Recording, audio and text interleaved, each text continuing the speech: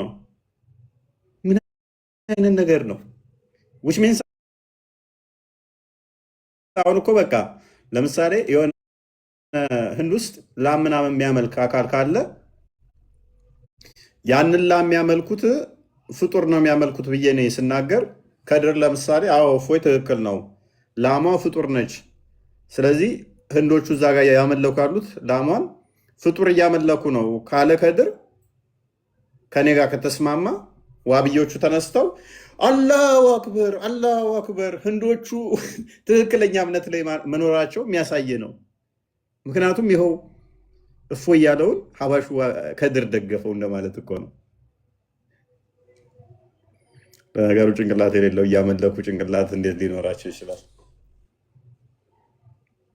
ኦኬ እያንዳንዱ ያደረግናት በየቤታቸው ተበትናለች። እያንዳንዱ በየመስጊዱ ሄዷል። አምልጠናችኋል። ሜይ ቢ በቴሌቪዥን እንመጣለን፣ ከፍ እናደርገዋለን ቶፒኩን። ይሄ ነገር በጣም እጅግ በጣም በሁሉም ሶሻል ሚዲያ ማለት ነው ተንሰራፍቶ መስጊድ እስከመነጣጠቅ ድረስ እንኳን አሁን እየደረሱ ነው። በነገራችን ላይ ፎይ ዋሃብዮቹ እንደምንም ብለው መስጊዶቻቸውን በእጃቸው ለማስገባት ብዙ ጥረቶችን እያደረጉ ነው። አህባሾችም ደግሞ አሁን ላይ የነቁ የተነሱ ይመስለናል። በሚዲያዎቻቸውም ላይ እንደዚህ አይነት ጽሁፎችን ከውይይቱ በኋላ እየጻፉ ይገኛሉ። ምን ይላል? የነቢዩ አቂዳ አይደለም ብሎ ይጀምራል። በግልጽ መናገር የምፈልገው ለአላህ እጅ አለው፣ ባት አለው፣ አይን አለው ማለት በሙሉ ከሰለፎች ጨምሮ የምሁር ዑለማ ከእስልምና ይወጣል ብለዋል። ፔሬድ ከእስልምና ወጥታችኋል እያሏችሁ ነው አህባሾች ማለት ነው። እናንተን ትክክለኛ የአህለል ሱና ወልጀማ አረዳድ ብለው ምን ይላል? ከሰሞኑ በማህበራዊ ሚዲያ አንድ ሰቅጣጭ ጸያፍ ነገር ተመለከቱ። አላህ እጅ አለው እግር አለው ብሎ ከአንድ ነብዩን ምናምን ከሚል ግለሰብ ጋራ አላህን ያላቀ መስሎት የሰራው ስህተት ማረም አስፈላጊ ስለሆነ ስለዚህ የተወሰነ ላለው ብለው ይሄው የራሳችሁን አረዳድ በአንተ እፎይ አንተና ያ ኡስታዝ ባደረጋችሁት ማለት ነው። በሚዲያዎቻቸው፣ በቴሌቪዥኖቻቸው፣ በዩቲዩቦቻቸው በማንኛውም በዚህ ይሄንን ለመመለስ ጥረት እያደረጉ ነው። ይሄው ውጤቱ ይሄ ነው። ይሄ ነው ውጤቱ።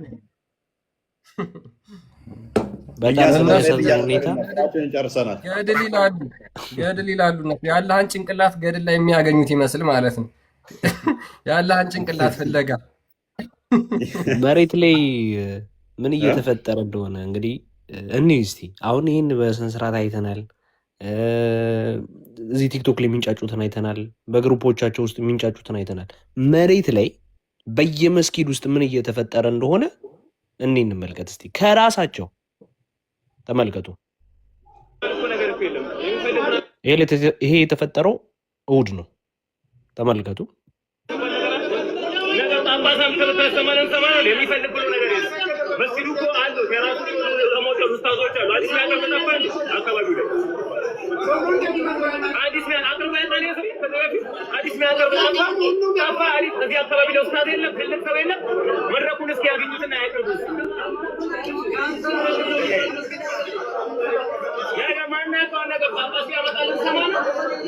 እንዳይዘጋብን በጣም እንትን አላሳየውም። ይሄ አሁን በጣም ወደ ኤክስትሪም ወደ ሆነ ነገር ነው እየሄደ የሚቀጥለው።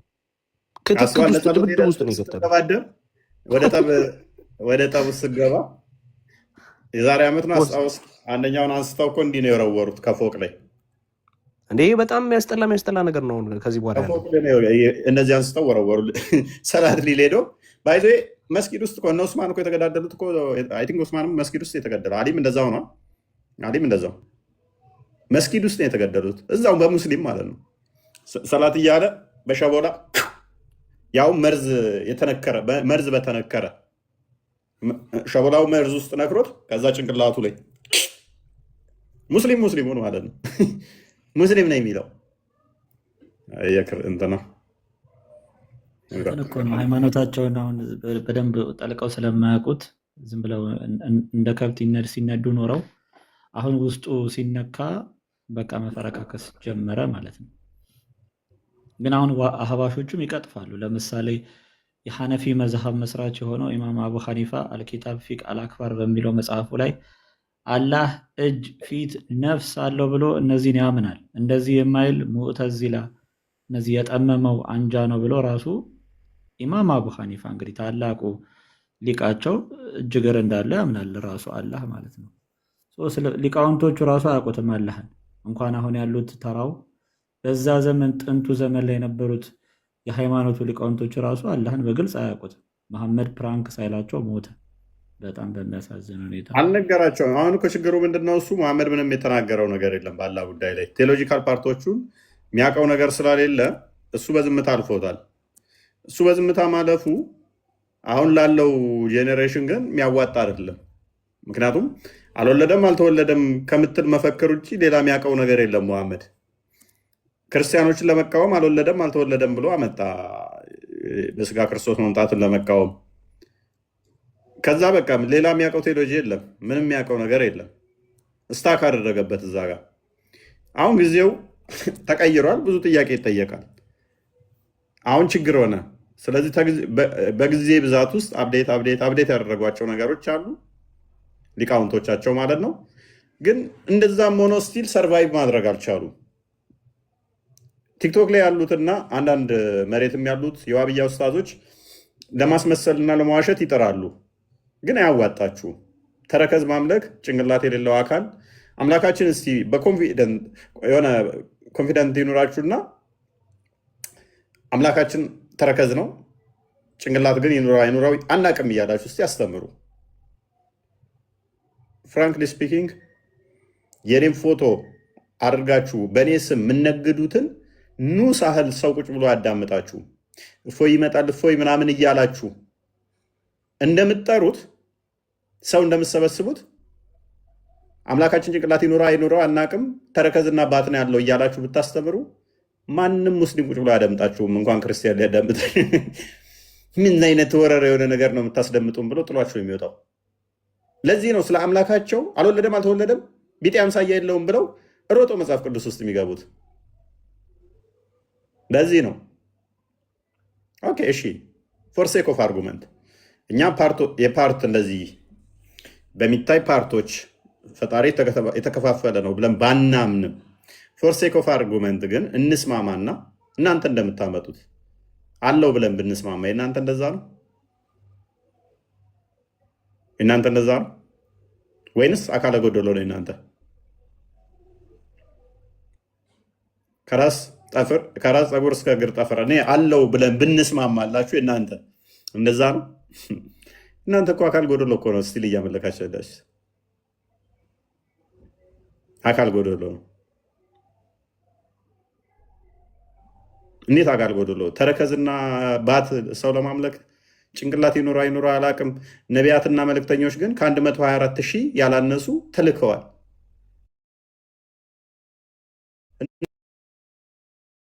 ስለ ተረከዝና ስለ ባት ብቻ ነው ሰው እንዴት ባትና ጭንቅላት ይኑሮ አይኑሮ አላቅም እያለ ተረከዝ ላይ እርግጠኛ ይሆናል? አንደኛው ብሏል እንደውም የሆነ ግጥም የሚገጥም ነገር እንዴት ሰው አምላኩን ጭንቅላቱ ላይ እርግጠኛ ሳይሆን እግሩ ላይ እርግጠኛ ሆኖ ይከተላል አለ። ሀባሽ ነው። ቢያንስ ጭንቅላት አለው እርግጠኛ ነኝ፣ እግሩን ግን እንጃ እኔ ቢል ይሻላል አለ። እግሩ ላይ እርግጠኛ ሆኖ ጭንቅላቱ ላይ ግን እርግጠኛ አይደለም። ታዲያ ይህንን ጣዖት እንዴት ነው የምትከተሉት? ይህን ፍጡር እንዴት ነው የምትከተሉት? ሜይ ቢ ክርስቲያን የምታሳየው ቪዲዮ ካለ ቀጥል፣ ከዛ ወደ ንባቦች እንገባለን ደግሞ እስከዛ ብሩኬ ማዘጋጀት ትችላለህ። ይችን ቪዲዮ ላሳይና እኔ እቀጥላለሁ ከብሩኬ በኋላ። ያ እንግዲህ ምንድነው እፎይ ይሄንን ነገር ካነሳ በኋላ ከውይይቱ በኋላ ማለት ነው ከዲቤቱ በኋላ አህባሾች ይሄንን ነገር በጣም በስፋት እየሰሩበት ይገኛሉ እና ወሃብያዎች ደግሞ ይሄን ነገር ለማፈን የተጠቀሙበት ሲስተም ምንድን ነው? ያላቸውን አስተምሮ ከማጥራት ይልቅ አህባሾችና ክርስቲያኖች አንድ ናቸው የሚል የሐሰት ትርክት እየተናገሩ ያው ተከታዮቻቸውን እንደ በግ የሚከተሏቸውን እንደ ጋሪ ፈረስ የሚከተሏቸውን ተከታዮቻቸውን ለማሳመን ይሞክራሉ እና ይሄ ነገር ምን ይመስላል የሚለውን አህባሾቹ ቪዲዮ እየሰሩ ይገኛሉ እና ላሳያችሁ እስኪ ይችን። ወሃብያዎች ጂስም ባት አምላኪዎች ሰሞኑን ለክርስቲያኖች መልስ ሲያጡ ተበሳጭተዋል። አህባሾችና ክርስቲያኖች አንድ ናቸው እያሉ እኛ የኢትዮጵያ ሙስሊሞች ከኢትዮጵያ ክርስቲያኖች ጋር አንድ ነን። በምን? በሀገራችን ጉዳይ ማንም ሊለያየን አይችልም። በሀገራችን አንድ ነን። ሀገራችን ማንም ሊለያየን ስለማይችል ወይ ዜግነትን ትቀይራለህ። ታወቅ የት እንደመጣህ ስለማትተሞ አህባሽ ስለሚለን ከዜግነቱም አህበሻዊ አይደለም ዋሃብይ፣ ከእምነቱም ሙስሊም አይደለም። እምነቱ ስለማይታወቅ የት እንደመጣህ ስለማትታወቅ ወፍ ዘራሽ ሁሉ ወይ ዜግነትን ትቀይራለህ ወይ እምነትህን ተስተካከለ ትገባለህ ወደ እስልምና፣ አሊያ ምንነትህም አይታወቅም ነው ምን ምንነትህም አይታወቅም። ከኢትዮጵያ ውስጥ ጥፋ አቋም ከሌለ ሙስሊም ያ እንግዲህ በነገራችን ላይ ዋሃቢዎች ይሄ ምንድነው ትልቁ ነገር የነሱ መሰረታቸው ውሸትና ሐሰት ስለሆነ ነው። እና ያለ ውሸት ያለ ሐሰት ያለ ፕሮፓጋንዳ ያለ ፖለቲካ አንድ ስቴፕ 5 ደቂቃ መቆየት የማይችል ሃይማኖት ነው። እመኑኝ። ይሄ በዚህ አካሄዳቸው ደግሞ ይሄንን አካሄዳቸውን ትናንትናም የቀጥለውበት ነበረ፣ ዛሬም እየቀጠሉበት ነው፣ ነገም ደግሞ ያደርጉታል። ስለዚህ አሁን አብዛኛው ሙስሊም ማህበረሰብ ይሄን ነገር በደንብ እየተረዳ ነው፣ በደንብ አውቀውታል። በደንብ ማህበረሰቡ ላይ መሬት ድረስ ወርዶ እየሰራ ስለሆነ ምንም ችግር የለውም። ቀጥሉበት፣ እናንተ ውሸታችሁን ማጭበርበራችሁን ቀጥሉበት። ህዝቡ እውነታውን ያውቃል። ያ ዋናው ምንድን ነው እሱ በጣም ብዙ ሙስሊሞች አሁን ላይ እየተማሩ ነው። ብዙም ጥያቄ ይሄ ነገር ጤናማ እንዳልሆነ ገብቷቸዋል። ጤናማ እንዳልሆነ ተረድተውታል። ስለ ራሳቸው አምላክ ሳያውቁ ክርስትናን ዝም ብለው የሚያንቦጫርቁ የሚሳደቡ ባለጌ ኡስታዞቻቸውን አንደኛው ብሏል። እንደውም ጠብደል እዚህ ጋር ይሰማል። ባለጌ ተሳዳቢዎቻቸው ምንድን ነው ብሏል። ኤኒዌይስ ክርስቲያን እንትና የከፈትከውን ቀጥል። ቻልም እንደ ፎይ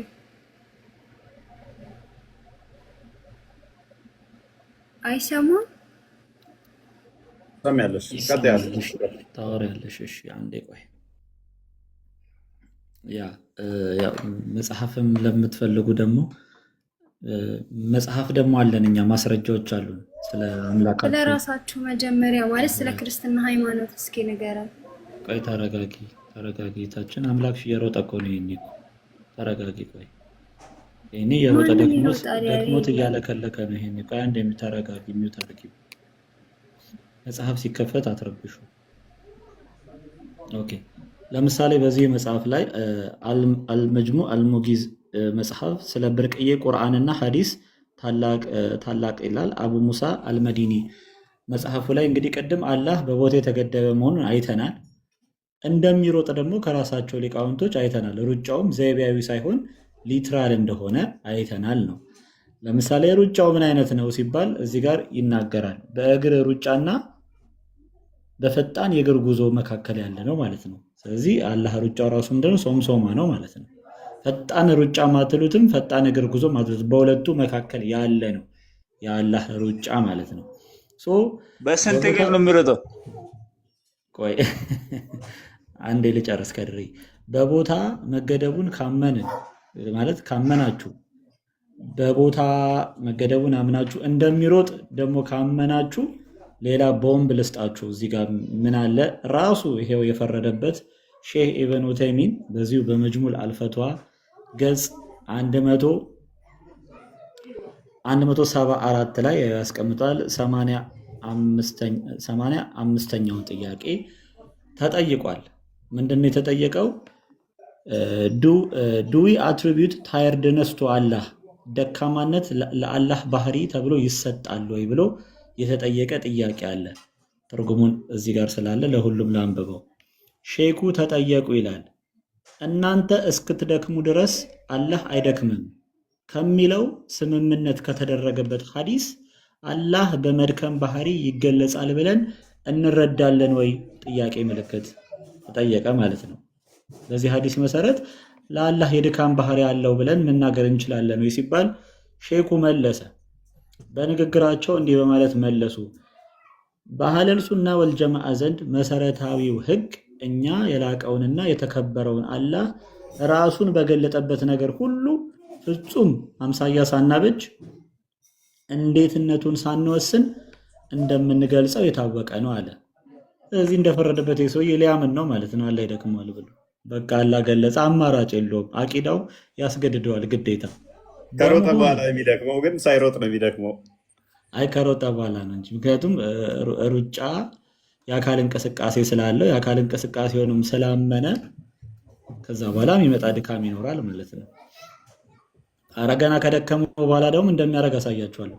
በመሆኑ ይህ ሐዲስ ለአላህ መድከም እንዳለው የሚያሳይ ከሆነ የአላህ መድከም እንደኛ መድከም አይደለም። ልክ የአላህ እጅ እንደ ሰው እጅ አይደለም እንደሚሉት የአላህ ድካም እንደኛ ድካም አይደለም። ይልቁንም እርሱ በውስጡ ምንም አይነት ጉድለት የሌለበት መድከም ነው። ፍጹም ድካም፣ ፍጹም ድካም፣ ፍጹም አለመድከም። በየትኛው ዓለም ቋንቋ ነው ድካምነት የፍጹምነት መገለጫ የሆነው? ደካማነት የፍጹምነት መገለጫ የሆነው በየትኛው ዓለም ቋንቋ ነው? ቤትም ሎጂካል አይደለም። ኦልሬዲ ቃሉን ከተቀበለ ይዞት የሚመጣውን ትርጉም መቀበል ግዴታ አለበት። ምን አለ? የሰው ልጅ መድከም ግን በውስጡ የጉድለት ነገሮች አሉበት። ምክንያቱም ሰው የመሸከም አቅም በማጣቱ ምክንያት ከወረደበት ነገር የተነሳ የስነ ልቦናና በአካል ይደክማልና። የአላህ መድከም ግን ይህ ሐዲስ በእርሱ ላይ የሚያመለክት ከሆነ አላህ እንደሚደክም ሐዲሱ የሚያመለክት ከሆነ ለአሸናፊውና ለላቀው አላህ የሚገባውና በማናቸውም መልኩ ጉድለትን የማያካትት መድከም ነው ይላል። ስለዚህ አምላካችሁ ፍጹም ደካማ ነው፣ ጎዶሎ የሌለበት። ከድር ማልጀጠቀ ነው። ኧረ ይሄ የሚሮጥ እኔ የምልህ ማለት ነው እፎይ የሚሮጥ ማለት ነው። ገነቱ ራሱ ቢከለክል ሁለት ሰው ትመድብበትና ከነሱ ጋር ይሮጥ ብለህ እሱ ስሮጥ ትገባለህ። እሱ ሲሮጥ ወደ ገሃነም እኮ ነው የሚሄደው። እሱ ሲጀመር ወደ ገሃነም ሲሮጥ አንተ ገነት ትገባለህ። ሁለት ሰው መድበህ እነሱ ሲያበር ይመች። እሱ ታራሩጥና እሱ ሲደክም ቀስ ብለህ ትገባለህ አንተ። እንደዚህ እየተባባላችሁ አንድ መስጊድ የምትሰግዷን ነገር ነው ደስ የሚለኝ። ነገ ቆይ የሆነ ጊዜ እጠይቃቸውና ቀስ ብዬ ቪዲዮ ቀዳቸዋለሁ። ምን እንደሚሉ ታያለህ። ያብዳሉ።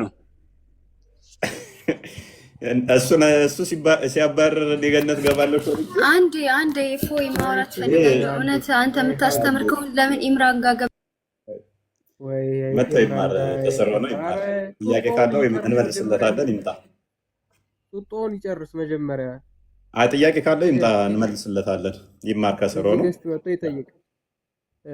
ቀጥታ ነው የምንወስደው ለሚሉት ግን እፎይ በዛውም አብረው እንዲያዩት። ቀጥታ የሚያዩት ከሆነ ቁርአኑ ላይ ያለውን ነገር ቁርአን 42:51 ላይ ለምሳሌ አላህ ሂጃብ እንደሚለብስ ይናገራል። አላህ ሂጃብ ይለብሳል ወይ? በተፍሲሮቹ ውስጥ ለምሳሌ ተፍሲሩል ቁርጡቢ 104ን ሲተረጉም እንደዚሁ አላህ ከአርሹ በታች የሚልከው የወንዶች ፈሳሽ እንዳለ ይናገራል። ሌሎቹ ሙፈሲሮቹ በመታወቂያ ስሙ ስፐርም ብለው ነው የሚጠሩት። አለው ወያስ ቀጥታ ከሆነ የሚረዱት ማለት ነው። የእጁ የእግሩ የምናምኑ ጉዳይ ሳይሆን የእግሩ ሂጃባ ሲጀመር እቺ ብርሃናዊ ሂጃብ ምናምን በሐዲስም በጣም ብዙ ቦታ ሁሉ ተነግሮላታል። ስለዚህ ያንንስ ቀጥታ ነው ወይ የሚረዱት? በአህባሽና በወሃብያ መካከል ውብ አህያ በሁለቱ መካከል ልዩነት አለ ወይ? ቀጥታ ከተረዱት ማለት ነው። በጣም ብዙ የምናነሳቸው ጉዳዮች አሉ ቀጥታ የሚነሳ ከሆነ። ስለዛ ከድር ነገ ይህንንም አብረህ ብትጠይቅ ጥሩ ነው። ስትጠይቅ ማለት ነው ብርሃናዊዋ ሂጃብ ፍጡር ናት ወይስ ፈጣሪ ናት ምናምን የሚለውንም አብረህ በዛው አያይዘህ እንድጠይቅ ለማለት ነው። ይሄንን ትልቅ ኡስታዝ በቃ ታዋቂ የተባለ ኡስታዝ ቀስ ብዬ እጠይቃለሁ። ታዋቂ የተባለው ከስር ያለው ሜቢ ዋልያ ከሆነ ከእሱ ጋር ታወራላችሁ። ሳሊ ወይ ፎይ ሰላም ነው? ትቀጥላላችሁ? ፎይ ዝጋዎች ሰውና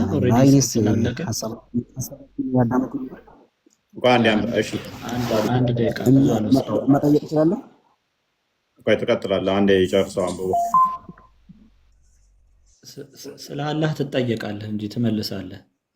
ስለዚህ አሁን ባነበብነው መሰረት አላህ እንደ ፍጡር ያልሆነ የመድከም ባህሪ አለው ነው።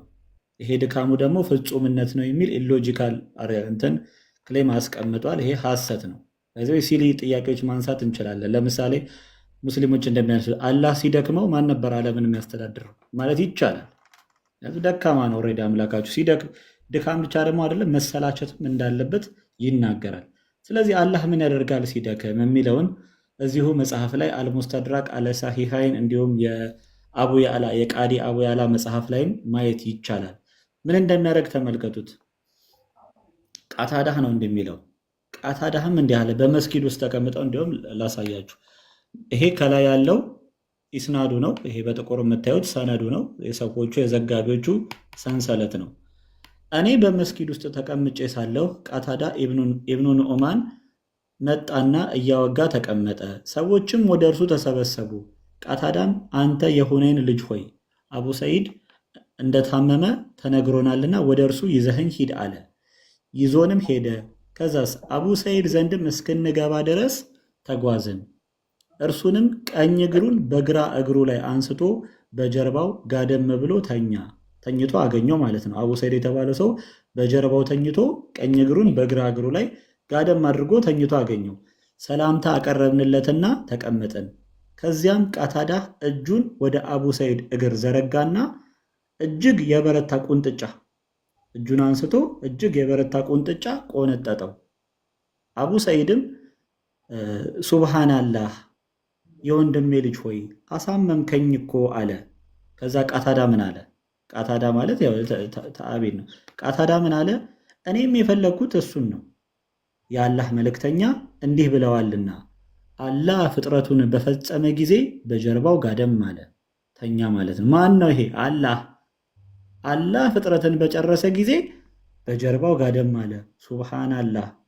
ከዚያም አንደኛ እግሩን በሌላኛው እግሩ ላይ አነሳ፣ አጣመረ ማለት ነው፣ እግሩን በጀርባው ተኝቶ። ከዚያም ከፍጥረቶቼ መካከል ለአንድም አካል ይህንን ሊያደርግ አይገባውም አለ ብሎ ይህንን ይናገራል። ከዛ አቡ ሰዒድ ምን ይላል? አቡ ሰዒድ ምን አለ? ጥፋት የለውም፣ ወንጀል የለበትም፣ በአላህ እምላለሁ ይህንን መቼም ቢሆን ዳግመኛ አላደርገውም አለ። ስለዚህ አቡ መሐመድ አልኸላል እንዲህ አሉ። ይህ ሐዲስ ሰንሰለት ወይም ኢስናዱ ያሉት በሙሉ ታማኞች ጡቃት ናቸው ይላል። እነርሱም ከታማኝነታቸው ጋር የሁለቱ ሳሒህ መጽሐፍት የቡኻሪና የሙስሊም መስፈርት ናቸው ብሎ ዘጋቢዎቹን ያቀርባል። እዚህ ላይ ብቻ ሳይሆን ተፍሲር አልጠበሪ ላይ ይህንንም ታሪክ ታገኙታላችሁ። ይኸው ተፍሲር አልጠበሪ ሱራ 42:5 ላይ እዚህ ጋር ያስቀምጠዋል። የተጠየቁትን ጥያቄ አለ። እችን አንስቼ ተቀጥላላችሁ። አላህ ሲደክመው እንዴት ጋደም እንደሚል ጌታችን የት ነው ተብሎ ተጠየቀ። በታላቁ ዙፋን ተኝቶ አንድ እግሩን በሌላኛው እግሩ ላይ አጣምሮ በዚህ ምድር ላይ በምትገኝ ርቀት 500 ዓመት ሲሆን እያለ ይቀጥላል ማለት ነው። ስለዚህ አላህ ይተኛል። እናንተ በመቀመጡ ላይ ትጨቃጨቃላችሁ። አምላካችሁ ጭራሽ ከሩጫ በኋላ ነው ከሩጫ በፊት ተደላድሏል። ከሩጫ በፊት ነው ከሩጫ በኋላ የሚተኛው? ያው እሱ እንግዲህ ቀጣይነት ያለው ባህሪው ስለሆነ ኦልሬዲ የሚከታተል ነው። አንድ የሚሆን አይደለም። አሁን በጣም እኮ የሚያስቁት እኮ እነኚህ ሰዎች ላሽ ብሎ ተኝቷል። ይተኛል፣ ይጨምራል። እንዴት ተኛ ብሎ ይፈክራል እኮ ደግሞ እኛ ለመለኮት መተኛ ክብደቱ የሚከብድበት ቦታም አለ። እሱንም ማየት እንችላለን። አላህ ኪሎ ይጨምራል የሆነ ሰዓት ላይ። እሺ አዘጋጀ። እሱን ሊቀንስም ደግሞ ይችላል። በጉንዳን በትንኝ ላይ ሊሆን ይችላል። ልክ እንደ እንትን እንደሚሆነው ሁሉ ኤኒዌይስ ክርስቶስ በስጋ መጥቶ በስጋ ስለተገለጠ ተመታ፣ ተኛ ምናምን የሚሉ ጥቅሶች ልታገኙ ትችላላችሁ። በስጋ ስለተገለጠ። ለመለኮት ግን መተኛት፣ መድከም፣ መሄድ፣ መምጣት አይነገሩም። ያንተ አላህ ይተኛል። ከድር አላህን ማን የሚቀሰቅሰው ሲተኛ? ዝንተ ዓለም ተኝቶ አሁን ቅድም ያለው አለ ትዝ አለኝ። ሜይ ቢ ከፈትከው እንደ ክርስቲያን አላህ ሲመጣ ሲሮጥ ነው ለካ ረስቶን ነዋ ኑሮ የተወደደብን ምናምን ያለው ሰውዬ ከፍተው ነበረ። ከፍቼ ነበር። ድጋሚ ማሳየት ይችላል። ሲተኛስ ኑሮ የተወደደው ረስቶንስ ከሆነ ብለው እንዳይጠይቁ እግሩን በእግሩ ላይ አጣምሮ ሲተኛ ክርስቶስ በስጋ መጥቶ ተኛ ሲባል አጃይብ ነው። እንዴት አምላክ ተኛ ይባላል?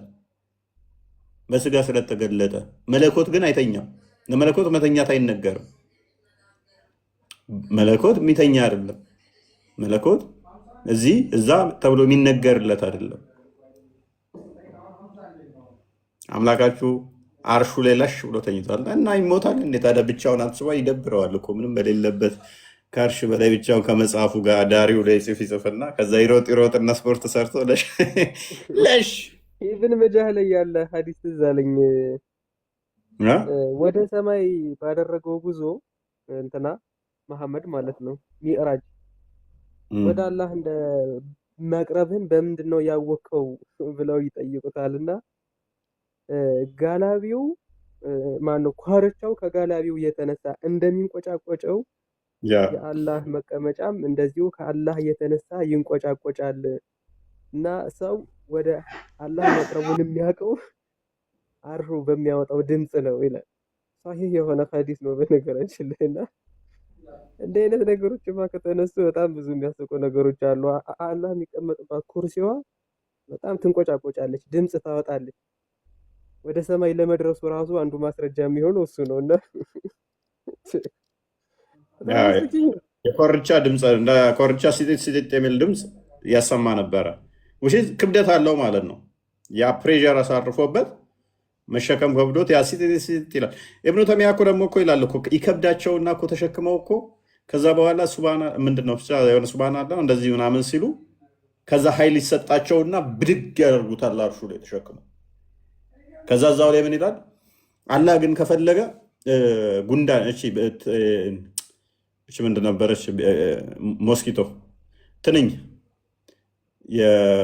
የእንትን ትንኝ፣ የወባ ትንኝ እንኳን ጀርባዋ ላይ እሷን ደግፏት አላህ ማለት ነው። እሷ ላይ መኝታውን ሊያደርግ ይችላል። ይቀመጥ እንትን ሊላት ይችላል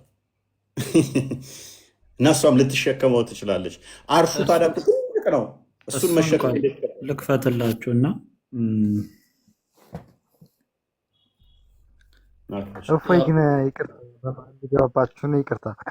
እኛ እኮ እዚህ የምንመጣው ማለት ነው ስለ እናንተ ለማወቅ ነው። እፎይ አይደል? ስለ አንተ ታስተምረናለህ ብለን ነው እንጂ የምናውቀውን ባትነግሩን፣ አሁን ስለኛ ባታወሩ። እዛ አብዛኛው ሙስሊም ታውቀዋለህ። እዛ አብዛኛው የተገኘው ስለ እናንተ ነው አይደል? ይህን የምታቀርበው ሌላ ሰው መጥቶ ከኛ ጋር ሲከራከር ነው። ምናውቀውን አላችሁ እንጂ ምናውቀውን አላችሁ እንጂ ይህንን በፍጹም አምላካችን ጭንቅላት ይኑራ አይኑራ አናውቅም ብለው አስተምረዋል እኮ። እሱን እኮ ልነግርህ ነው እፎይ። እኛ የእናንተ ልማወቅ ነው። እኛ ስለማናውቅ ነው። ይህን ዲቤት ሲያደርጉ ከኛ ጋር ታወራለህ። ስለ እናንተ ለመማር የመጣ ነው እኮ። አሁን አዳምጣሽ ምንድነው እሱ የእናንተ ስህተት መሆኑን ማወቅ በራሱ የእኛን እየተማርክ ነው። ምን እያልንህ መሰለ ሙቤ? እንደዚህ አይነት ነገሮች ለፈጣሪ አይነገሩም እያልን በተናገርንበት ቅጽበት ደጋግመን እየነገርን ያለ ነው። እንደዚህ አይነት ነገሮች ለፈጣሪ የሚነገሩ አይደሉም፣ ለፍጡራን የሚነገሩ ናቸው ስንል የእኛ ከእናንተ ይለያል እያልናችሁ ነው። ቀጥል ብሩክ። ይሄ የከፈትኩት መጽሐፍ ስሙን ላሳያችሁና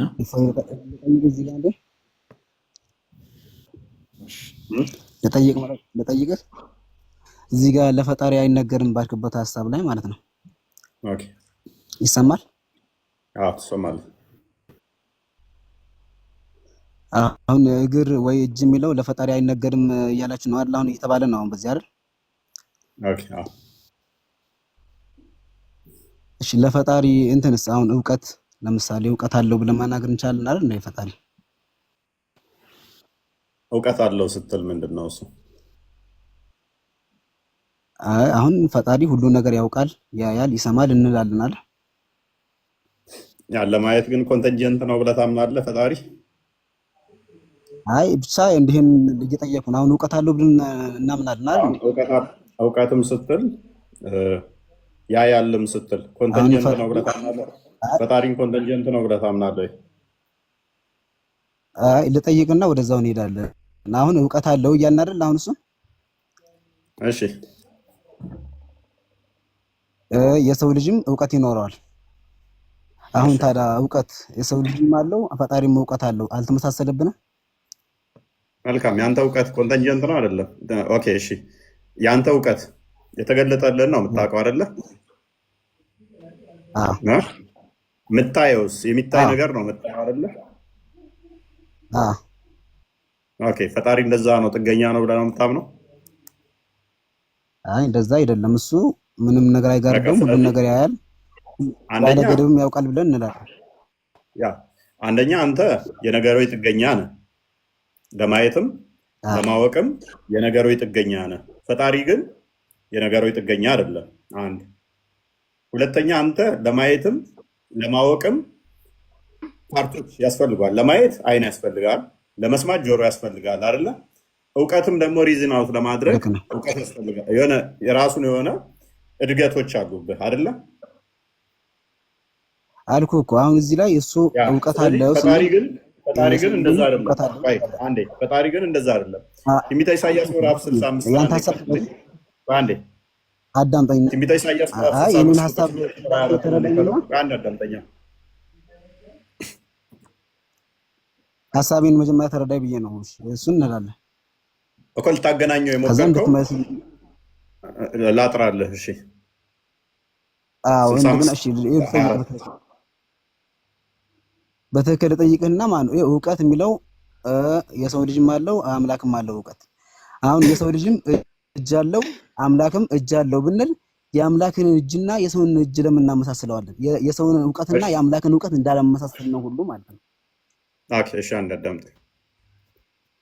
ኦኬ መጽሐፍ ቅዱስ እንደዚህ ይላል፣ እንዲህም ይሆናል ሳይጣሩ እመልስላቸዋለሁ፣ ገናም ሳይናገሩ እሰማቸዋለሁ ይላል። ይሰማል፣ ያውቃል አይደለ? ፈጣሪ ልክ ነው። አዎ እሱ እኮ ያለምንም እንትን ይመልሳል ሁሉ ነገር ያለምንም። ፕሊዝ አንተ የምታውቀው የነገሮች ጥገኛ ነህ አይደለም? የምታውቀው የተገለጠው ወይም የምትሰማውን ነው አይደለ? አዎ። አንድ ሰው ሳይጠራ ትሰማለህ? አልሰማም። የዛሬ ዓመት እኔ ነገ ሳልጠራ ዛሬ ላይ ሆኜ ነገ እንደምጠራ ዛሬ ትሰማለህ? አይ እሱንም አልሰማም፣ አላውቅም። ስለዚህ ለምን ታገናኘዋለህ? ማይገናኝ ታዲያ። ፈጣሪ ግን ይሰማህ ዘንድ ያንተ ድምፅ አያስፈልገው። ያንተ ድምፅ ማያስፈልገው ከሆነ ይሰማህ ዘንድ አደረበኛ ሳትጠራው የሚሰማህ ከሆነ ገና ሳትጠራ ገና ሳትሰራ የሚያውቅህ ከሆነ እውቀትን ያንተን እንዳንተ ዲፔንደንት የእንትኖች ለምን ታደርገዋለህ?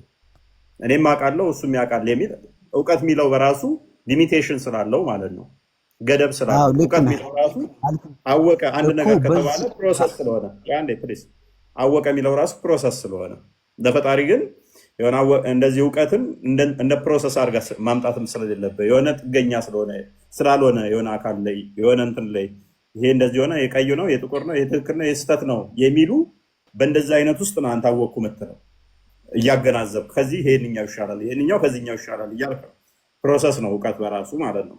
ለፈጣሪ ግን እንደዛ አይደለም አልኩ። በፕሮሰስ ከሆነ እጅና እግር ላይም እንደዚህ ማድረግ ለምን አንችልም? ይህን ፕሮሰስ ለምን እናመጣለን? ይሄኛውን በዛ አይነት በእኛ ቅርጽ ለምን እናደርጋለን? መልካም እንደዛ እንዳናደርግ ለምን እንደሆነ ታውቃለህ? እሺ ኦኬ። እንደኛ እንዳናደርገው የሚገድቡን ነገሮች አሉ። እንደኛ አይደለም ብለን እንዳንይዘው ሎክ አላህ ቀኝና ግራ እጅ አለው አይደለ? አለው። እሺ እንደሱን አላውቅም። እሺ ያ ግራና ቀኝ ግራ ይባላል አለው። ያው ባለፈው ዲቤት ላይ ካየው ጠይቄው ነበር ይሄን ጥያቄ ግራና ቀኝ ነው ወይንስ ቀኝ ብቻ የሚል ጠይቄው ቀኝ ብቻ የሚል ጠይቄው ነበር። ቀኝ ብቻ የሚል ጠይቄው ነበር። ቀኝ ብቻ የሚል ጠይቄው ነበር። ግራና ቀኝ የፍጡር ባህሪን የሚጎትት ከሆነ ሳትፈልግ አሁን ወደ መመሳሰል ውስጥ መጣብህ ማለት ነው። የፍጡር ባህሪን ጎትቶብህ መጣ። ምን የሚለውን እጁ ብቻ ሳይሆን እጅ የሚለው መመሳሰሉ ብቻ ሳይሆን የፍጡር ባህሪን ምን አመጣብህ? ዳይሬክሽን እና ዳይሜንሽን እንትኖችን አቅጣጫ ዞብህ መጣ። ግራና ቀኝን ዞብህ መጣ። ግራ አለ፣ ቀኝ አለ። እነኚህ ደግሞ ግራና ቀኝ በስፔስ እና ፕሌስ ውስጥ የሚገለጡ ናቸው። አንደኛው ይሄ ነው። ሁለተኛው እጁ ራሱ 5 ጣቶች አሉት። 2 እጅ መሆኑ ከኔ ጋር መመሳሰሉ ብቻ ሳይሆን 5 ጣቶች አሉት። ሌላኛው ችግር ነው። እስቲል ይሄንኛውን እንለፈው ብንል ደግሞ እስቲል አሁንም ደግሞ ምን ያመጣባል? መዳፍ አለው። ኦኬ ይሄንንም እንለፈው ብንል ይታያል። የሚታይ ነገር በሙሉ ደግሞ በደንብ አስተውል። የሚታይ ነገር ዳይሬክሽን ያለው የሚታይ ነገር ከሆነ ደግሞ የቦዲ ባህሪ ነው። የሚታይ ከሆነ ዳይሬክሽን ካለው የቦዲ ባህሪ ነው። መሄድ መምጣት ደግሞ ስቲል ይነገርለታል ያ አካል። ስለዚህ ይሄ አካል አዎ አንተ እንዳልከው ከኔ ጋር ላይመሳሰል ይችላል። በምኑ በመልክ በመጠን ላይመሳሰል ይችላል። ቦዲነቱን ግን አይለቅም። አልኩ እኮ አሁን እኮ እንደምልህ እጅን በለው ጣትን በለው መዳፍን በለው ያንን ነገር እኛ ጋር አምጥተን ለምን እንመስለዋለን? አሁን ጥያቄ ገባ አይደለም? አንድን እውቀትን እኛ ላይ አምጥተን እንዳልመሰልነው ሁሉ እውቀት አሁን ለምሳሌ ብዙ አይነት እውቀቶች አሉ፣ ይለያያል። ያንን አምጥተን እኛ ጋር እንዳላመጣነው ሁሉ ሳሊ የሰጣውን ነጥቦች መጠበቂያዎቹ እንዳይመሳሰል አይመሳሰልም እንዳንል እኮ እንትን ያለን ምንድነው? እሱ መመሳሰልን እና አይመሳሰል። እሺ ሰዋት አለመመሳሰሉ ሳሊ ምን መሰለ ካርሚታ አይመሳሰል ብዬ ከአንተ ጋር ተስማማው፣ ችግር የለብኝም እኮ ነው። ፕሊስ ካርሚታ አለመመሳሰሉ ቦዲነቱን ዲናይ እንድታደርግ አደርገው። ኦኬ እሱ 5 ጣት አለው፣ እኔም 2 እጅ አለኝ፣ እሱም 2 እጅ አለው። እንደኔ 5 ጣት አለው፣ ግራና ቀኝ አለው፣ እኔም ግራና ቀኝ አለኝ። አዎ ከኔ ጋር አይመሳሰልም። ሰዋት የሱ ቀይ ትልቅዬ ሊሆን ይችላል፣ የሱ ትልቅዬ ሊሆን ይችላል፣ የሱ ጠንካራ ሊሆን ይችላል፣ ወይ ለስላሳ ሊሆን ይችላል፣ የሱ ውስጡ ክፍተት ያለው ሊሆን ይችላል፣ ወይንም እንዳርማታ ድፍን ሊሆን ይችላል። ይሄ ፖይንት አይደለም። የሚታይ ነው፣ የተገደበ ነው፣ የፓርት ጥገኛ ነው፣ ኢቭን ክፍልፋይ ያለው ነው። ይሄ ክፍልፋይ ማለት ነው። አሁን ለምሳሌ 1 ተብሎ የሚቆጠር ከሆነ 1 ተብሎ ጣቶቹ የሚቆጠሩ ከሆነ ፓርቲሽን አለው ማለት ነው። በሎጂክ ህግ ካወቅ ደግሞ ፓርቲሽን ያላቸው ነገሮች አንዱ ጥገኛ ከሆኑ የመከፋፈል ባህሪ ያላቸው የሚንቀሳቀሱ ፓርቲሽን ያላቸው የሚከፋፍ አንዱ ከአንዱ ውጪ ጣቱ 5 ነው ከተባለ 5 ጣት አለው ከተባለ አንደኛው ከአንደኛው ጣት ይለያያል ማለት ነው። ወይም በመጠኑ ሊሆን ይችላል፣ ወይም በመልኩ ሊሆን ይችላል፣ ወይንም ደግሞ በሁሉም ነገሩ ሊለያይ ይችላል። እነኛ አንዱ ከአንዱ የሚለይበት ፓርቲሽኑ በራሱ ደግሞ ፍጡር ወደ አለመሆን ወይን ይመጣል። ፍጡር ነው ከተባለ ደግሞ ጣቶቹ ራሱ የተለያዩት የተከፋፈሉት ከፍጥረት በኋላ ይሆናል ማለት ነው። ይሄ ደግሞ አላህ ምን ሆኗል ማለት ነው? ቼንጅ አድርጓል፣ ራሱ ላይ ለውጥ መጥቶበታል ማለት ነው። እያንዳንዱ የሚሄድ የሚመጣ ገደብ ያለው ነገር እሱ ደግሞ ሆሉ በፓርቶች የተገነባ ከሆነ ፓርቶቹ ፒረር ይሆናሉ ለሆሉ ማለት ነው። ይሄ ደግሞ ምን ያመጣብሃል መሰለ? የመከፋፈልና ለአደጋ ኤክስፖዝድ የሆነ ነው። ሶ ኮራፕትድ የመሆን ቻንሱ ሃይ ነው። ኮራፕትድ ነው። በየትኛውም ሎጂክ ኮራፕት ነው የሚሆነው። ኮራፕት የሚሆን ነገር ሁሉ ደግሞ ምንድነው? ፍጡር ነው። እስቲል ከኔ ጋር አይመሳሰልም ብዬ በወስድልህ ራሱ ኮራፕት ከመሆን አይተርፍም ማለት ነው።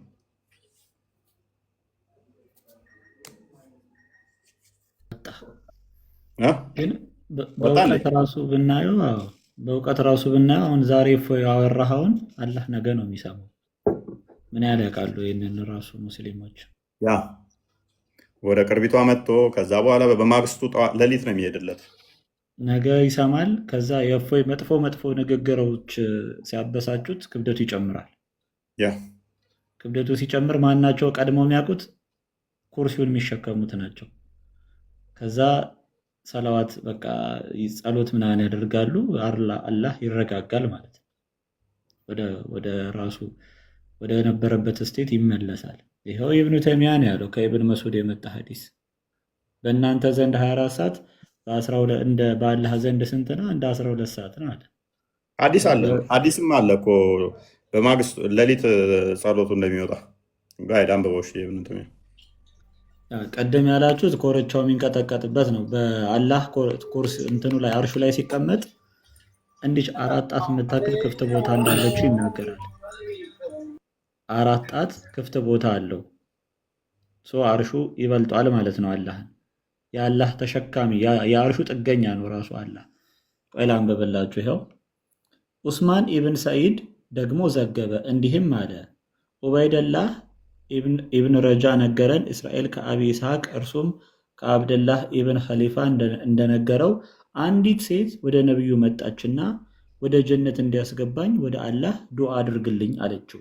እርሱም ነቢዩ ጌታን እጅግ አላቀው አገዘፈው። ከዚያም እንዲህ አለ፣ የእርሱ ወንበር ወይም ኩርሲው ሰማያትና ምድርን ሰፋ፣ እርሱም በእርሱ ላይ ይቀመጣል።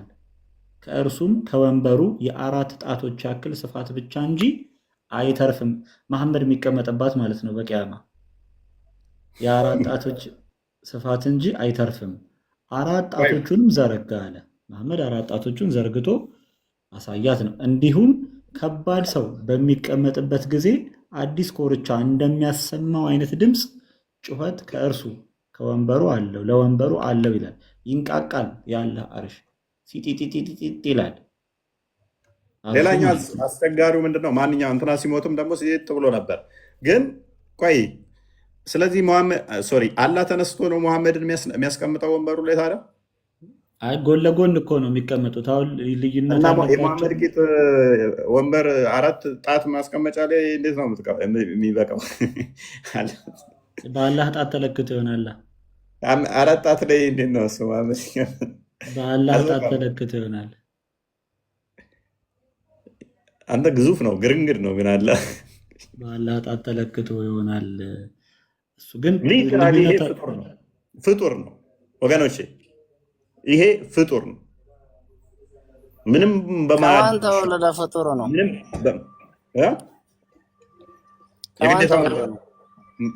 መወለድ አይጠበቅበትም ፍጡር ለመባል እኮ።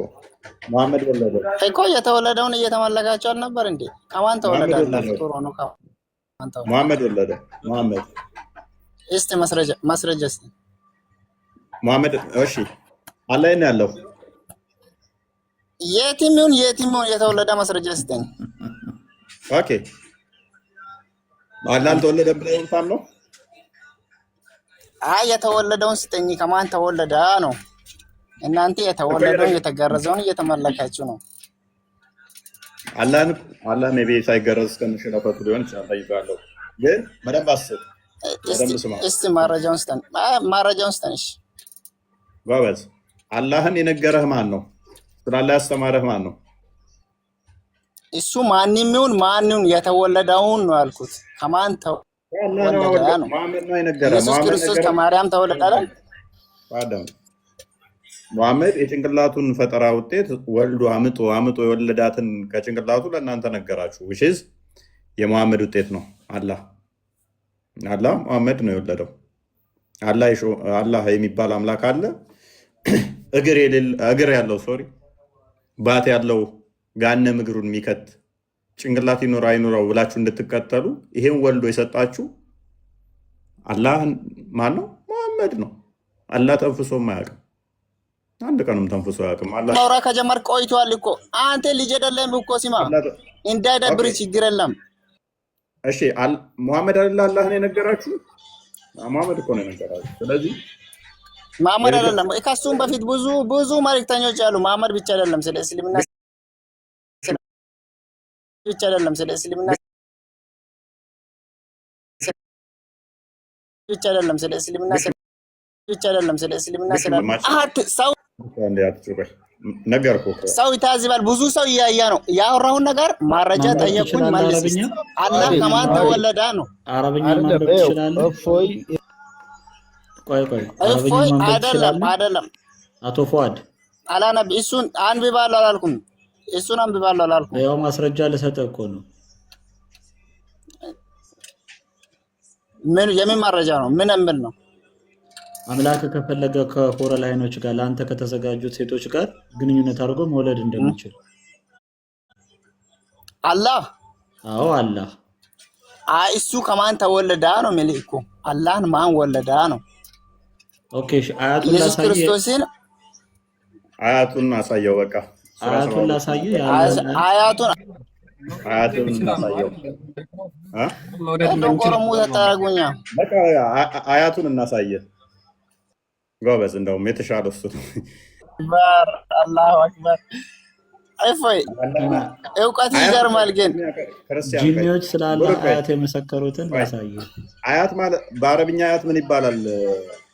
ፏድ ምን አውቃለሁ? አላውቅም። ጠይቀኝ አላልኩም። ያለህን አያት እኮ ልናሳየህ ነው። አያት እንግዲህ አባት ቢኖረው ነው አያት ቢኖረው። ከማን እንደተወለደ አሳየኝ ነው። ከማን እንደተወለደ አሳየኝ ነው። ማን ነው ወለደው? አላህ ነው ወለደ። ማን ነው? ልናሳየህ ነው። አያቱን ካገኘው አባቱን ትፈልጋለህ። ሊቀጥሪ ጠዋይ እናመሰግናለን። በቃ ለምን አልሄድክም? ውይይቱን ለምን አልሄድክም? ቆይ ጧና አዘጋጃት። ለምን ቀርተህ ነው? ቆይ ፈሪ አትጩህ በእናትህ። እዚህ ጋር እንትን ቀጠቀጥ ቀዳል ቆይ ሴጣን ጆሮ ሸንቶበት ነው። ጧና እንዲያሳያቸው ክርስቲያን ቪዲዮ አለ።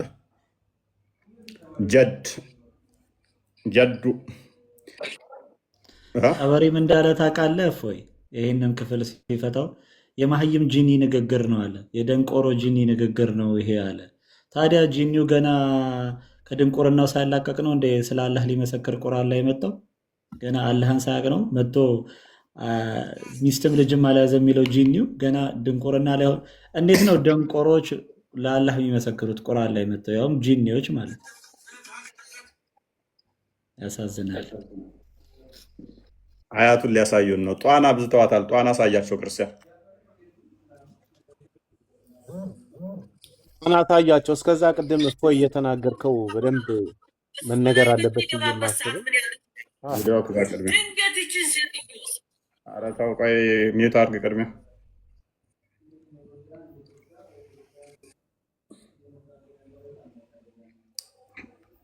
ኖ ይሄንኛውን አይደለም፣ ይሄንኛው አይደለም። ሌላ ቅድም ልክ የላለሁ። ይሄ ዶሮ የመጀመሪያው ነው። ቀጥል ቢኒ። መሰመር ያለበት እፎይም የተናገረው ብሩኬም የተናገረው አላህ አንዳንዴ ክብደት ይቀምጣል፣ አንዳንዴ ደግሞ በትንኝ ጀርባ ላይ ራሱ ይቀመጣል የሚል ሐዲስ አለ ወይም ኪታብ አለ። ባይዘዌ አምላካችሁ አላህ ትንኝ የሚያዝለው ነው። ትንኝ የሚያዝለው ባይዘዌ በትንኝ ጀርባ ላይ የሚቀመጥ በትንኝ የሚታዘል ደካማ አምላክ ነው ባይዘዌ የተገለጠው። አንዳንዴ ደግሞ በጣም ሲናደድ ክብደቱ ጨምሮ ደግሞ መላእክቶችን ያስጨንቃቸዋል፣ ክብደት እየጨመረ ማለት ነው። እና በትንኝ የሚታዘል ደካማ አምላክ አላህ ለምንድን ነው እሱን የምታመልኩት?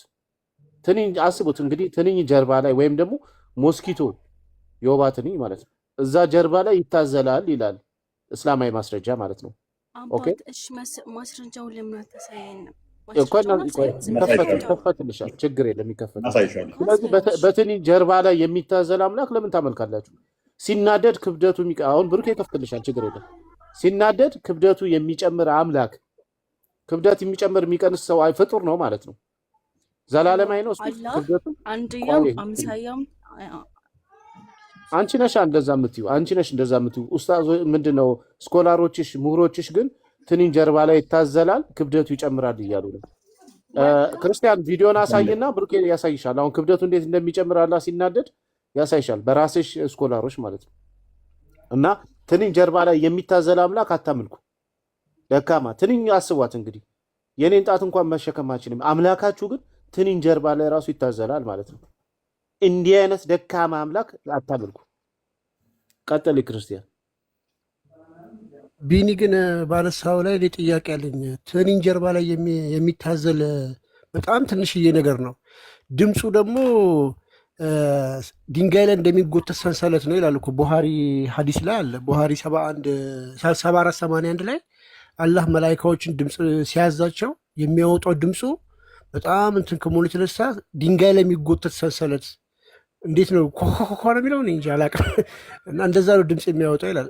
ከትንኝ እንደዚህ አይነት ድምፅ እንዴት ሊወጣ ይችላል? ትንኝ ጀርባ ላይ ከሚታዘል ማለት ነው፣ ከትንሽዬ አካል። ይሄ በጣም ከባድ ነው።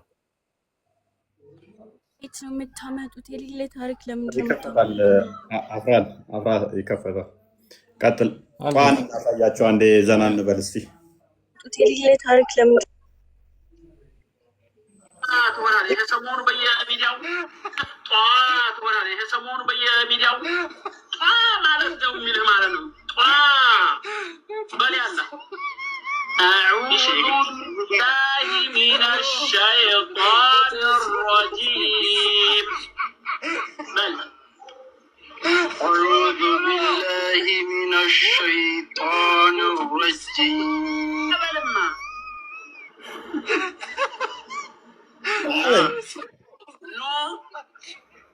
No. Ni. Na. Mia. Ne. Mia. Ne. Na ya አይደለም ና ያልኩም ና ማለት የት ነው? ኔ ና ኔ ኔ አይዋ ና ኖ ኖ እዚህ አይነት ይደራል እንዴ? ቆይ ኔ ወንድም አንድ ሌላ ወንድም ቀይ ትቀጥላለህ። ይሄ እኮ አስተምሮታችን ነው። አሁን እኛ አማርኛ ነው ቋንቋችን አይደል? እኛ ደግሞ ቁርአናችን በአረበኛ ነው የተጻፈው አይደል? ስለዚህ ይሄ እኮ የሚያስብ ነገር ምንም እንትን የሚል ነገር የለውም። አማርኛው ፊደሉ አሁን እንደዛ ትክክል ነው የጠራው እኮ እሱ የሚያስተምርበት ሲስተሙ ነው። ገባህ አይደል? ኡስታዙ ባባሩ እኮ ነው ጧን ያመጣነ ለምን እንደሆነ ታውቃለህ? ሙባ ይኸውልህ ኮመንት ላይ ቁጥር የሚቆጥረውን አየው ጧ እያለ ከታይ ዝም ብሎ አብዛኛውም ዝም ብሎ ነው። የእናንተ ልጆች ጧ እያሉ ሲጽፉ ጊዜ ከዚህ በፊት ቅድም የመጀመሪያ የከፈተው ሜቢ ክርስቲያን እሱን እሺ አሁን አሳየው። ቀስ ብላችሁ ይህንኛው ኡስታዝ ተናግሮ ነበረ። ከዛ የዚህኛውን ያዘና ደግሞ ያንኛው ሰሞኑን እየተዛመተ ያለ ጧ ምትል ስለዚህ ጧ ምናምን ነገር ሲል አባባሉ ኢንተርቴን ስለሚያደርግ ነው ስለሚያስብ እንትን እያስተማረ ያለው ኡስታዙ የእንትኑን ነው። ገባህ አይደል? እኛም እኮ በክፉ ይባላል ነው እሱ አንዴ ሙባ እያስተማረ ያለውን እኮ በክፉ የፈረጅንበትም የለም እኮ እንደዚሁ ኢንተርቴን እሱ ለማዝናናት ነው እንደዛ የተጠቀመው ለማሳቅ ነው እሱም እንጂ ጧ በል ሰሞኑን ጧ እየተባለ አይደለ እንደዛ ብለህ ቅራ አቡዙ ቢላሂ ሚነ ሸይጣን ረጂም በል ሲለው ጧ በል ምናምን ነገር እንደዛ በል እያለው ነው እያዝናና እንትን እያለ ነው ዊናው ዳት ሪስፔክት እናደርጋለን እሱን እኛም እሱም ለማዝናናት ለመሳቅ ነው ያደረገው እኛም ደግሞ ተሳሳተ ምናምን ብለንም የተናገርነው የለም። ይሄንኛውም በተመሳሳይ እንደዛ አለ። ኮመንታችን ላይ ጧጧ ብለው ሲጽፉ ያኛውን ስላስታወስ ነው። ቀጥል ክርስቲያን። ያ ዋናው ጧ ይሄ ነው አክቹአሊ ሴትዮ ቢክራ ሆና በሷ ላይ በነገራችን ላይ ከአላህ በላይ የሚማሩት ስለዚህ ነው። ይሄንን በዛው ይውልኝ። ይቺ ሴትዮ ቢክራ ሆና በሷ ላይ በሚገባበት ሰዓት ምን ያደርጋል? ድንገት ይቺ ሴትዮ ሳታስብ መግፋት የለበትም። ስጋ የሰውነት ክፍል ምን ይላሉ ሼኹ? ቀስ ብሎ እያጫወተ ቢክሯን መውሰድ አለበት። ድንገት ብድግ አድርጎ ያችን ሴትዮ ሰውነቷን ሳያለዝብ በተለይ አንዳንዶችማ በቃ ጦርነት የገጠሙ ነው ይመስላል። ጦርነት የገጠሙ አንደኛው ምንድን ነው? እኔ እንደው ብዙዎች ድንገት ብድገው በቃ እንደሚያደርጓቸው ግንኙነት እንደሚያደርጓቸው ነው። በቃ ከዛ በኋላ ፍቅር የሚባለውን ነገር አላውቅም የሚሉ ሴቶች ገጥሞ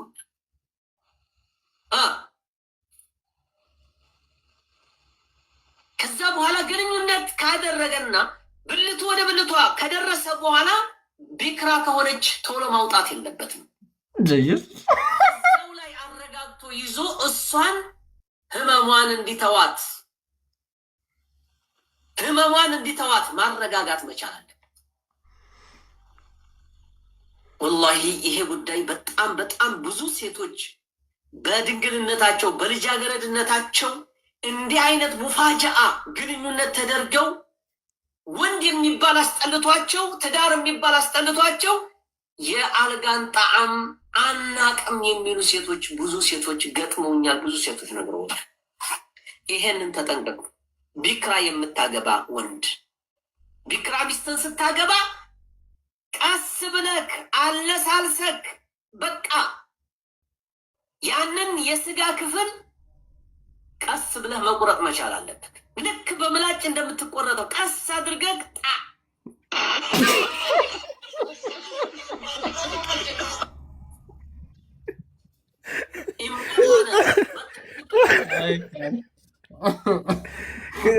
እኔ ግን ክርስቲያን ይሄ ቪዲዮ ከጆኩ ባሻገር አንድ ትልቅ መልእክት ያለው ቪዲዮ ነው ለእኔ። ጌታ ልብ በሉ፣ ፈቷቸው ጠቅላላ ይሄ ነው። ይሄ ኡስታዝ ወንድ ነው። በእስልምና ከሴቶች ጋር እንደዚህ አጅነቢ ከሆነ ሴት ጋር መገናኘት የለበትም። ብዙ እንደዚህ አያወራም፣ ግን መሰረታዊ በጥያቄ ነው የሚያገኛቸው።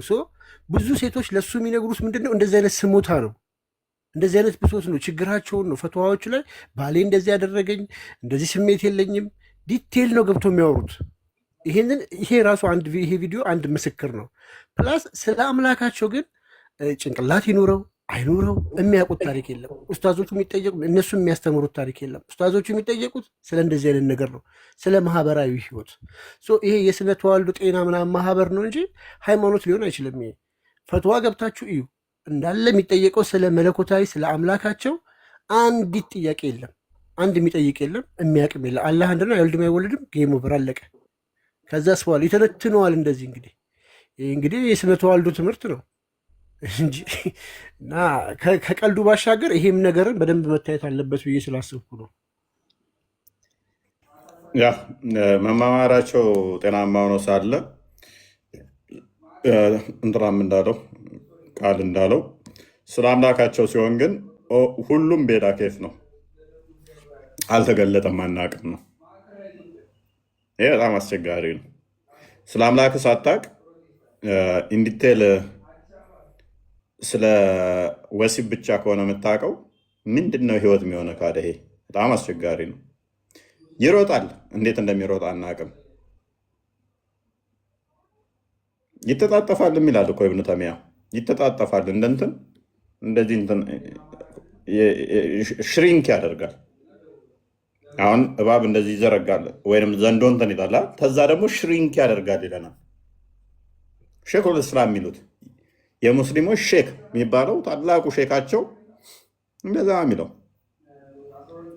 ካልተጣጠፈ እንደዚህ ካላለ እንዴት አምላክ ሊሆን ይችላል? ጭራሽ ይለናል ማለት ነው። በሽር አጎቴ ሎንግ ታይም ካየው አውራ ዶሮ አለኝ ፈለገ አርሹ ስር ያለው አውራ ዶሮ እሱን ማሳየት ይቻላል። ቅድም ቢን የሚለው ነገር ስለነበር አርሽ ስር ዶሮ ምን ይሰራል?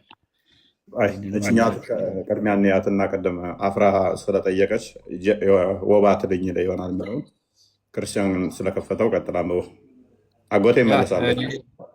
ለአፍራ ነው አንዴ ለእሷን ጨርሰናት እንሂድና ወደ ሌሎቹ እንሄዳለን። ያ ቅድም ምንድነው አላህ ከፈለገ አርሹን በሞስኪቶ ማለትም በወባ ትንኝ ጀርባ ላይ ማድረግ ይችላል ብሎ ኢብኑ ተይሚያ ተናግሯል። ምን ይላል? ኢፍ ሂ ሃድ ዊልድ ሂ ኩድ ሃቭ ፕሌስድ ኢት ኦን ዘ ባክ ኦፍ ዘ ሞስኪቶ። አላህ ከሻ አርሹን ማለት ነው በወባ ትንኝ ጀርባ ላይ ማድረግ ይችላል። ኤንድ ኢት ውድ ሃቭ ካሪድ ኢት ባይ ሂዝ ፓወር፣ እንድትሸከመውም ስልጣን ኃይሉን ሊሰጣት ይችላል። ሶ ሃው ኩድ ኢት ቢ ካሪድ ኦን ዘ ማግኒፊሰንት ትሮን ግሬተር ዛን ዘ ሄቨን ኤንድ ዘ እርዝ፣ ሰማያትና ምድርን የሚበልጠው አርሽማ እንዴት አላህን መሸከም አይችልም በወባ ትንኝ ጀርባ ላይ ማረፍ የሚችል ከሆነ ብሎ ተናግሯል።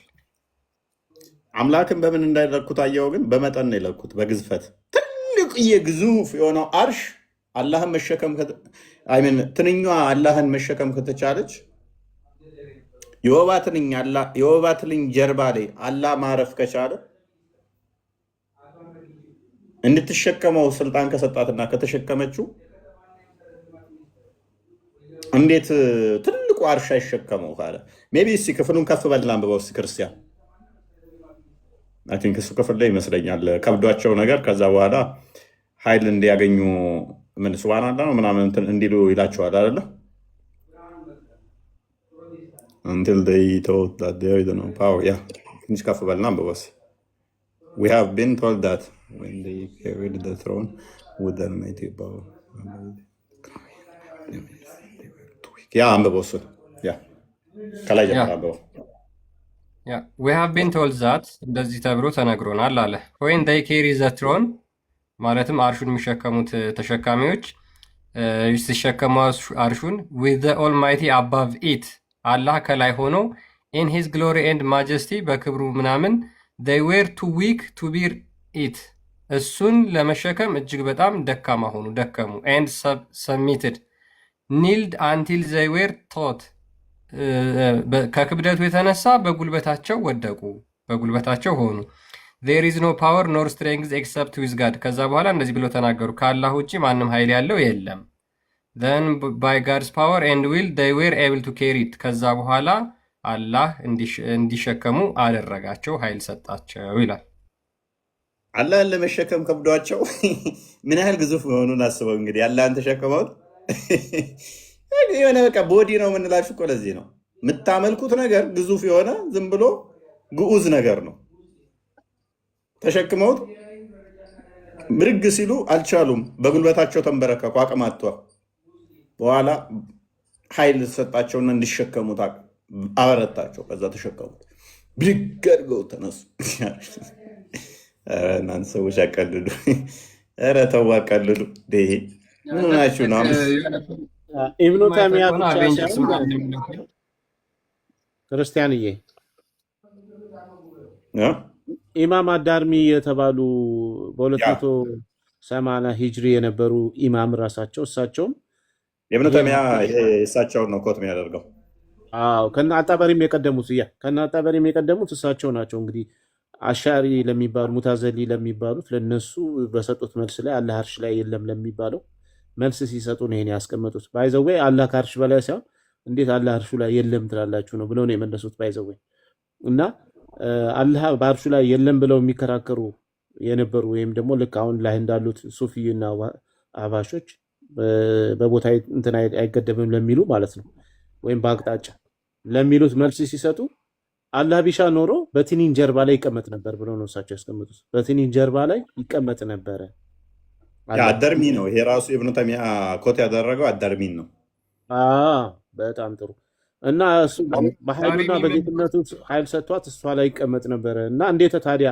አርሹ ላይ የለም ትላላችሁ ብለው ይሄን ምሳሌ ያመጡት የራሳችሁ ስኮላሮች ናቸው እና እንደዚህ በትኒን ጀርባ ላይ የሚቀመጥ አምላክ እንግዲህ ተመልከቱ በትኒን ጀርባ ላይ የሚቀመጥ አምላክ ነው የሚያመልኩት እንደገና አርሹ ላይ የተቀመጠ አምላክ ነው የሚያመልኩት ማለት ነው እና ይሄን በግልጽ ስኮላሮች አሁን ለአፍራን ነው መሰለችን ቅድም ለጠየቅሽው ማስረጃ ነው እየተከፈተልሽ ያለው ስኮላሮቻችሁ ወይ ደግሞ ሰለፎች የቀደሙ ሰለፎች እንደዚህ ብለው ነበር የሚያምኑት ስለ አላህ ባህሪ ሲናገሩ ማለት ነው እነዚህ ነገሮችን ልብ ብለሽ ካስቀመጠ ነው ሼክ እስላም ኢብኑ ተይሚያ በላይ ሙስሊም እንትን የላቸውም እኮ ዋብዮች የሚፈሩት የላቸው ሳቦቹን ራሱ እሱን አልሚ ፈሩ አይመስለኝም እኮ ኢብኑ ተይሚያ ለማለት ኢብኑ ተይሚያ ካተተው ኢማም አልዛሃቢ ኢብኑ ልቀይም ኢብኑ ከቲር ጠቅላላ የሱ ተማሪዎች ናቸው ሼካቸው ነው ኢብኑ ተይሚያ ሼካቸው ነው ለነኚህ በኋላ የመጡ ናቸው እነኛ አጎቴ ብቻ ነው እንደሚጨምር አሳዩት ለሷ ጥያቄ ክብደቱ እንደሚጨምር አሳዩት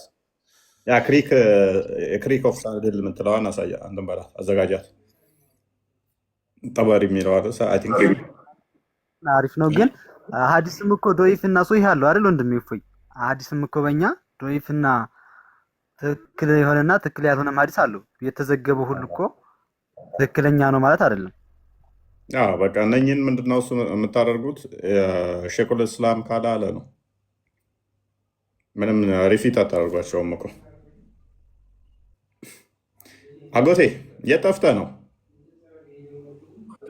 ዝም ብሎ አይደለም የሚያወራው። ሼኹል ኢስላም ባይዘዌ መናፍቃንን ለመሞገት ሲል ነው እነዚህን ዘገባዎች የሚያመጣው። በብዛት መጽሐፍቶቹ እንደዛ ስለሆኑ ለጃሃሚያዎች ምናምን መልስ።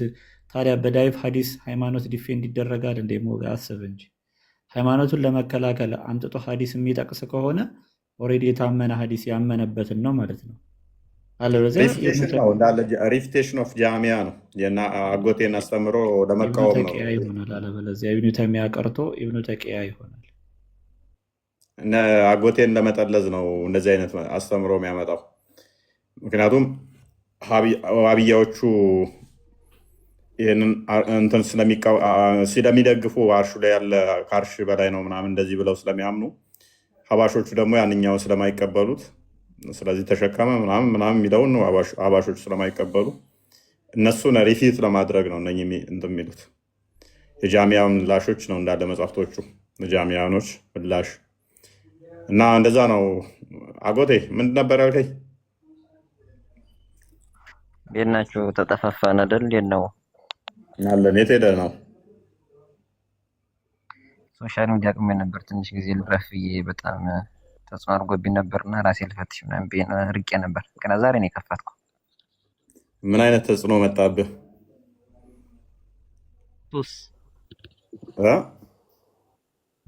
ሱስ ይዞኝ ነበር። ስትመጣ እንዴት አገኘኸው? ቲክቶኩን ሰላም አገኘኸው? አሪፍ ነው። በሳቅ ነው የተቀበላችሁ። ስቂያች ነው። ሯጩን አላህ አገኘኸው? ምናምን ሌላ ታሪክ ገብታችኋል እናንተ። እኔ የዋብያ አላህ እየሮጠ ይፈልግህ ነበረ ቢያገኝህ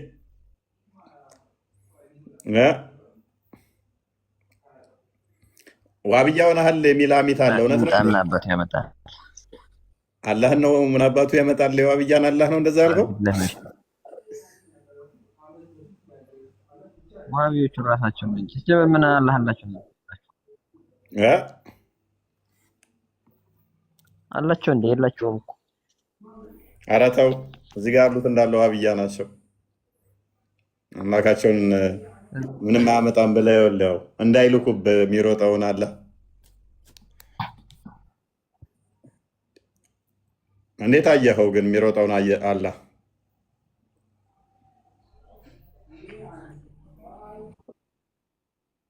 በለጥባችሁ ነው የቆያችሁ። አንደኛ ታውቃለህ፣ እኔ እንዳይልኩብህ ምናምን አንድ አላህ ብቻ ነው ያለ ዓለምን የፈጠረ። ሌላው ስሙ አላህ እያለ ሲፈልግ ነው እንደምትገልጹት እዚህ ላይ ያለ እያሉ እንትን እንደሚሉት አሁን እንዳልከው እሱን አይደለም አላህ ማለት። ምን አላስረዳህም? በደንብ ታውቃለህ። ዛሬ ሩጫው ላይ እየተነጋገርን ነበር። አይ ቲንክ ዋብያዎች ብዙ የሚያውቁት ነገር የለም። የሚሮጥ ከሆነ ፍጡር መሆኑን ራሱ የተረዱ አልመሰለኝም። ብዙም የሚሮጥ የሚሄድ የሚቀመጥ የሚነሳ የሚቆም እነኚህ የወባ ትልኝ ሊቀመጥ ይችላል። ሲሸከሙት ከበዳቸው ምናምን እንደዚህ አይነት የፍጡራን ባህሪዎችን የተሰጠው ጭንቅላት ይኑሮ አይኑሮ አናውቅም ነገር አለው ብለው የሚከተሉት አካል ፍጡር እንደሆነ እየነገርናቸው እንኳን ስቲል የሚያገባቸው አሉ። በጣም አስቸጋሪ ነው እና አይኖስ የምታሳየው አለ። ክርስቲያን ቀጥል።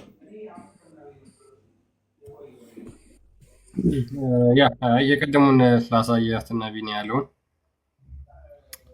ምን ይላል መሰለህ? የአላህ ክብደት ሲቀመጥበት አርሹ እንደሚጮህ እዚህ ጋር ጠበሪ እሱም ጥንታዊ ነው በጣም ከሙሐመድ በኋላ ከ300 ዓመት በኋላ የነበረ ሰው ነው። ምን ይላል መሰለሽ? ኢንዲድ ሂዝ ትሮን ኢንኮምፓስድ ዘ ሄቨን ኤንድ ኤርዝ፣ ምንድነው? አርሹ ሰማያትና ምድርን ያካብባል። ኤንድ ሂ ሲትስ አፖን ኢት፣ እሱ ላይም ይቀመጥበታል። ኤንድ ዜር ኢዝ ኖት ሞር ዛን 4 ፊንገር ዊድዝ ኦፍ ኢት፣ ከተቀመጠበት በኋላ የአራት ጣት ያህል ትርፍ እንኳን አይኖረውም ማለት። ኢንዲድ ኢት ሃዝ ኤ ክሪኪንግ ሳውንድ ላይክ ኤ ክሪኪንግ ኦፍ ኤ ኒው ሳድል ዌን ኢት ኢዝ ማውንትድ ዲው ቱ ኢትስ ዌት፣ ይሄ ሲጢጢጥ እያለ የሚጮህ ድምፅ ይኖረዋል ሲቀመጥበት ማለት ነው። ይሄንን አስቀምጠዋል። ይሄ ራሱ ምንድነው የፍጡር ባህሪን የሚያሳይ ነው። አንድ ነገር ሲቀመጥ እኔ ስቀመጥበት አሁን ይሄ እንዲህ ስቀመጥ ሲጢጥ የሚለው ክብደቴ ሲያርፍበት ፍጡር ስለሆንኩ ነው፣ ስለምከብደው ነው። እሱም ስለሚከብዳኝ ነው። ኢብኑ ተይሚያ ደግሞ እንዳስቀመጠው ልክ ሲያነሱት ከበዳቸውና በጉልበታቸው ወደቁ ይለናል። ይህ ግዙፍ ነገር የሆነ አለት ነገር አለ፣ የሆነ ድንጋይ ነገር የሚከብድ ነገር እንደዛ ነው በቃ የሚነገረው። ይህ መክበድ ምናምን የፍጡር ባህሪ ነው። ግራቪቲ ማተር ያደርገዋል እኮ ማለት ነው። ያ ግራቪቲ እንትን ብረውን ነው ፍሎት የሚያደርግ ቢሆን ኖሮ ኖርማሊ ፍሎት እያደረገ ቢሆን እነሱም አይወድቁም ነበር እኮ። የከበዳቸው እኮ ስፔስ ላይ ሆነ እንኳን